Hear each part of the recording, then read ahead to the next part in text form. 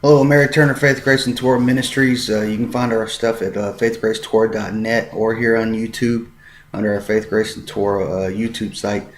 I want to address something I'm seeing a lot of leading up into the fall feast days. I'm seeing a lot of people making videos and making teachings saying that the observance of Rosh Hashanah and Yom Teruah, a lot of the traditions that go along with that are pagan. Some people say that they're unbiblical, and I need to address this because that is quite frankly not the case. Some of the common arguments given are that because it's observed for 2 days, that's not biblical, that's not the way the Torah tells us to observe it. Well, I agree that there's only 1 day and 1 day of the new moon. I agree with that 100%. But what I will say is this: the reason that they set apart 2 days is because we cannot predict the new moon. We must do it by observance on the testimony of 2 witnesses. And what they would do during the times of when the temple was standing is they would send 2 witnesses to sight the new moon. And everybody in Israel would be standing by waiting on these 2 witnesses to announce when Yom Teruah has begun.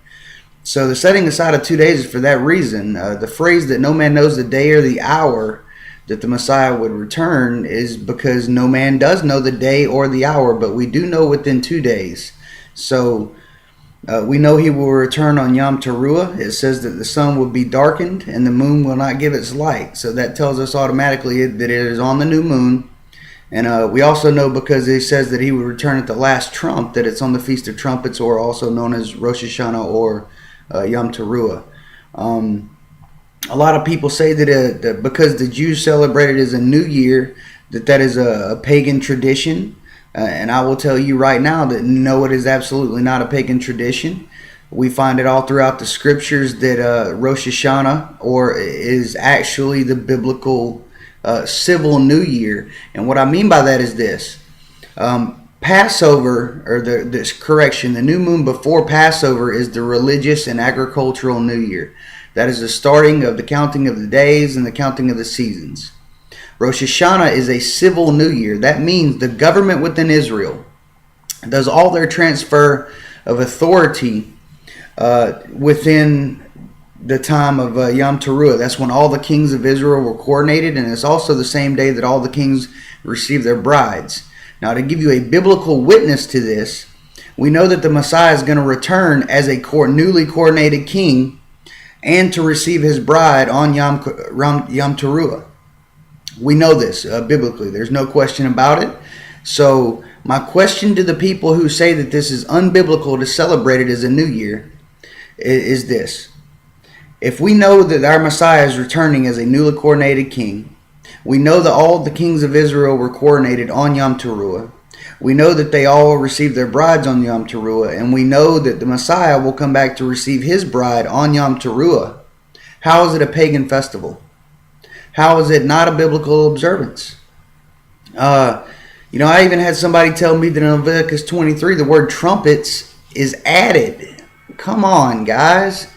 No, it's not. So just to prove that point, let's go to Leviticus 23 right now. We're going to look that up. Because the commandment is to blow trumpets on this day. Leviticus 23, it says, speaking to the 23:24, speaking to the children of Israel, saying, in the 7th month, in the 1st day of the month, that's the new moon, you shall have a Sabbath, a memorial of blowing trumpets, a holy convocation. So let me give you the Hebrew word for that word trumpets there.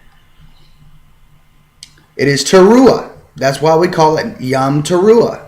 And it means clamor, that is exclamation of joy or a battle cry, especially clangor or trumpet of trumpets, as an alarm, a blowing of the trumpets, joy, jubilee, loud noise, rejoicing, shouting, high, joyfully sounding. Okay, so it is in the scriptures. There is a commandment to blow the trumpets on Yom Teruah. So to say that the word trumpets is not there is, it's an error. There's no question about it. It's obvious error. Just because there are traditions that the Jewish people do during these times does not mean that it goes against Torah. It does not mean that it's unbiblical. What it means, and especially if you look in the writings portions of the scriptures through the times of the kings, you will find a lot of these things that we call traditions that are actually in the scriptures. The coronating of the kings are there.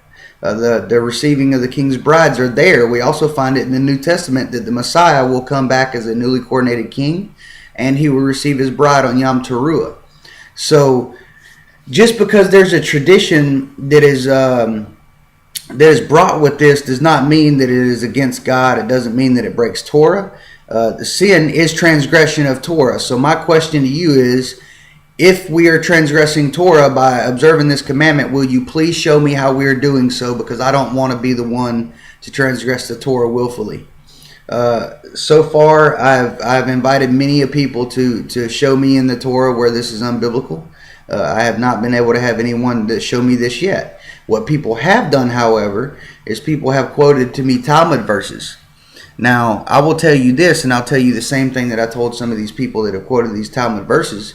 Just because it's in the Talmud does not mean that it's an evil thing.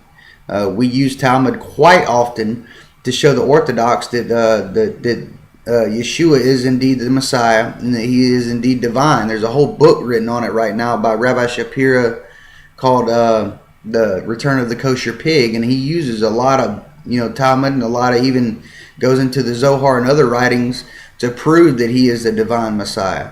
So just because it's in the Talmud doesn't mean that it's an unbiblical tradition. What you've got to realize, that one thing the Jewish people have that we don't is this. They have a lot of the actual history before the Messiah came, what we would call church history. And that is contained within the Talmud, the Mishnah, and many other writings that did not, that are not biblical. They're not scriptures, no. They're not an authoritative thing, no. But to tell someone that they're wrong for observing traditions is completely ignorant. I will tell you this, there's not one single place in the scriptures where the wedding customs of the Jewish people are told to be observed. Yet they observe them, and I hear no one screaming about that, because most people in the Hebrew Roots movement know that those traditions unlock a lot of prophecy for us. And like Paul says, all things are lawful for me, but not all things are expedient. All things are lawful, but not all are edifying. I will tell you that these are some very edifying traditions that we have here, and they do unlock a lot of prophecy for us. So I would ask that you relook at some of these things that a lot of people are even calling them pagan, and that we shouldn't be nowhere near them. I beg to differ with a lot of you Torah teachers who are teaching these things. You better go back and make sure what you're saying and accusing people of sin, which is transgression of Torah. I would invite you to go back and relook at that, because these things are not sin. They're not transgressions of the Torah. If anything, they give us a lot of prophetic insight as to when our King is returning and when we're to expect him. It's just another witness. So, it breaks my heart that we're getting so legalistic. Let's use the word now. Now we really are getting legalistic, because to tell someone that they're in error, or to try to say that these are pagan observances, I would like also for you to show me where the pagans observe these customs, because I don't know of any that do. I've researched it myself heavily, and the more that I research it, the more I understand that it is the civil New Year. It's no different than the United States of America. We have the New Year, where the calendar transfers over at January 1st for the solar calendar. But we have a civil New Year in the year of October, where all the funds and the transfers of authority take place in October and November. That's why we have when the newly appointed presidents do all their oaths of office. That's when it happens. So let me ask this question: is it pagan? Is it transgression of Torah? If it is not pagan and it is not transgression of Torah, then why are you teaching people that it is wrong to observe these things? There's nothing in the scriptures that says observe the wedding customs, but I guarantee you, most of you people who got married after you came into the Hebrew Roots movement got married under a huppah. That's nowhere in Torah. Not on the literal level, but on the allegorical level we can find it. And it's the same way with Rosh Hashanah and the observance of Rosh Hashanah and many of the customs that come with it. We can't find it in the literal portion of scriptures, but when you look into the deeper portions, such as the allegorical portions, the drash, the and the Remez and the Sod scriptures, we do find these things. I will also point out to you that in Torah there's nothing that says we're supposed to anoint a king. That didn't happen until after the time of the judges. So, there are things that we should not be doing that are pagan, and I agree with that 100%, but these are not some of them. So for you people who are teaching that Rosh Hashanah is an error, observance of it as a new year is an error, I would suggest that you relook at that, because it's not error at one bit. It is the civil transfer of authority that happens when a newly king is coronated on Rosh Hashanah. We need to really look at these things, because our Messiah, the one that we're expecting to come back during Rosh Hashanah or Yom Teruah, Feast of Trumpets, whatever you want to call it, he taught these things from a Hebraic perspective. And if you don't know the Hebraic customs, you're going to lose some of that. You're going to lose some of the witnesses. Use it as a witness to prove the return of our King.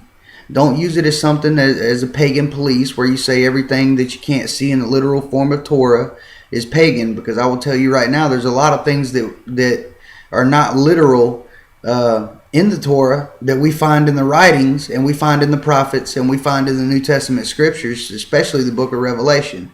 So, I wanted to really put this out there real quick, because we don't want to teach the newcomers to be afraid of the Hebraic customs, because those Hebraic customs unlock a whole lot of prophecy for us. It's very hard to understand the wedding language that the Messiah used without understanding the customs of the weddings. Everything that he taught us in the New Testament, when he used wedding parables, you don't understand those wedding customs, you're not going to understand those parables. You're not going to understand the timing of his coming. You're not going to understand a lot of things. So, with that said, guys, let's police ourselves up a little bit here. Let's stop teaching that it's an unbiblical practice, and just go and look for yourself. I'm not saying you have to observe these things. It's not a commandment. If you don't want to observe it as a new year, don't observe it as a new year. But you have no right to tell your brother that he is in sin for doing so. We cannot argue over matters of opinion, and this, my friend, is a matter of opinion. There's no clear command against or for observing Rosh Hashanah as a new year. So I would suggest that you please go research your Bible and research your where these customs come from before you start telling people they're in error, because they're not. The Jewish people have a lot of customs that we need to learn and that we need to know to understand a lot of the things that our Messiah taught us. With that said, you guys have a blessed week. Shalom. And I will have the Torah portions for the week up, hopefully very shortly by the end of the day, so you can take a look at those. Shalom Aleichem.